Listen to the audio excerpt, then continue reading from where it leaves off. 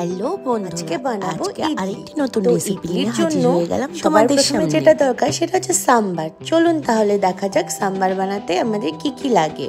সবার প্রথমে গ্যাস ধরিয়ে কড়াই বসিয়ে তাতে দিয়ে দিব জল একটু বেশি করেই দেব, কারণ সবজিগুলো সিদ্ধ হতে সময় লাগে তো তাই। চলুন তাহলে দেখে নেওয়া যাক কী কী সবজি দিয়েছি।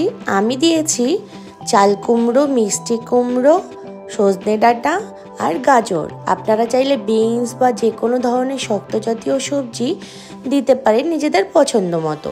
তারপর দিয়ে দেব পরিমাণ মতো লবণটা আগে এই কারণেই দেওয়া যার জন্য সবজিগুলো তাড়াতাড়ি সিদ্ধ হয়ে যাবে।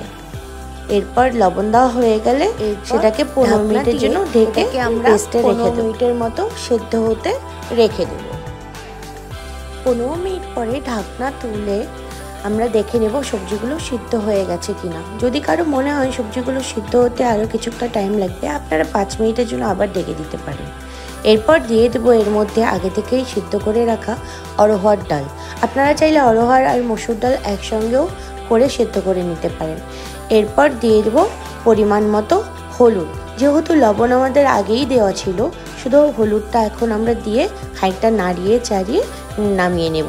আপনারা লবণের টেস্টটা অবশ্যই নিজেদের পরিমাণ মতো দেবেন।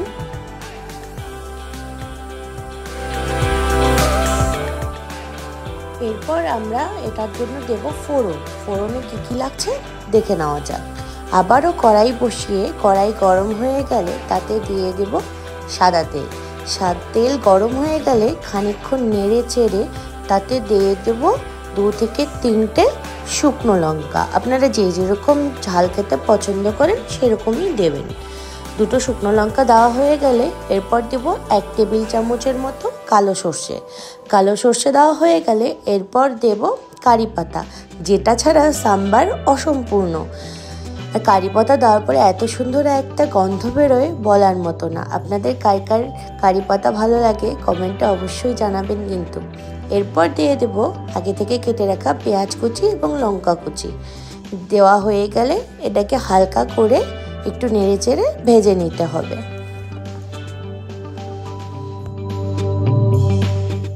এরপর এতে দিয়ে দেব সামান্য পরিমাণ হলুদ দিয়ে আবারও খানিকক্ষণ ভালো করে নেড়ে চেড়ে ভেজে নেব। একটা জিনিস সবাই মাথায় রাখবেন, পেঁয়াজগুলো যাতে লাল লাল হয়ে না যায়, পেঁয়াজটাকে হালকা করেই ভেজে নিতে হবে। এরপর এতে দিয়ে দেব আগে থেকে করে রাখা ডালগুলো দেওয়া হয়ে গেলে 5 মিনিটের মতো এটাকে ফুটতে দেব।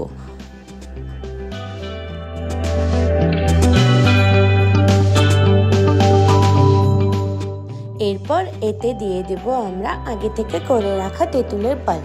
আপনারা যদি কেউ টক খেতে পছন্দ না করেন তাহলে সেটাকে স্কিপ করতে পারেন, তবে এটা দিলে কিন্তু এটার একটা আলাদাই স্বাদ বা ফ্লেভার চলে আসে। এরপর দিয়ে দেব সাম্বার মশলা। আমি এখানে দিয়েছি সানরাইজের সাম্বার মশলা। আপনারা চাইলে যে কোনো ব্র্যান্ডের সাম্বার মশলা ইউজ করতে পারেন। এটা দেওয়া হয়ে গেলে খানিকক্ষণ নেড়ে চেড়ে নামিয়ে নিলেই রেডি আমাদের সাম্বার।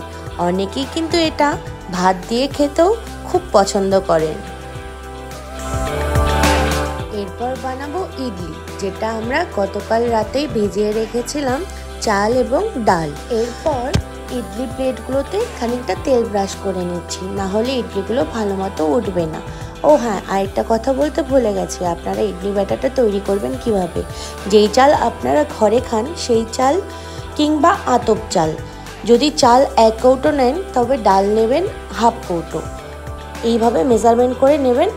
ডাল আপনারা মাসের ডাল নতুবা বিউলির ডাল যে কোনো দুটোই নিতে পারেন।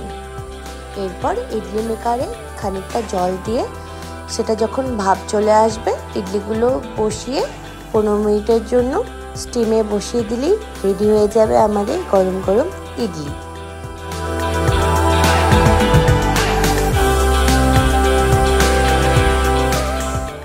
এরপরে আমরা চাটনির জন্য এখানে দিয়ে দিয়েছিলাম কিছুটা বাদাম, লঙ্কা, পুদিনা পাতা আর একটু আদা কুচি আর পরিমাণ মতো একটু লবণ।